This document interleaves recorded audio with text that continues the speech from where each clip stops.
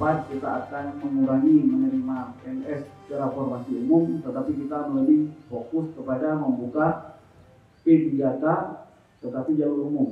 Kalau yang sudah kita tahu bahwa P3K itu dibuka dengan jalur pendidik, tenaga pendidik ataupun guru, kemudian juga dari tenaga medis ataupun kesehatan. Tetapi tahun 2024 ini kita mencoba fokus pada tenaga administrasi umum lainnya.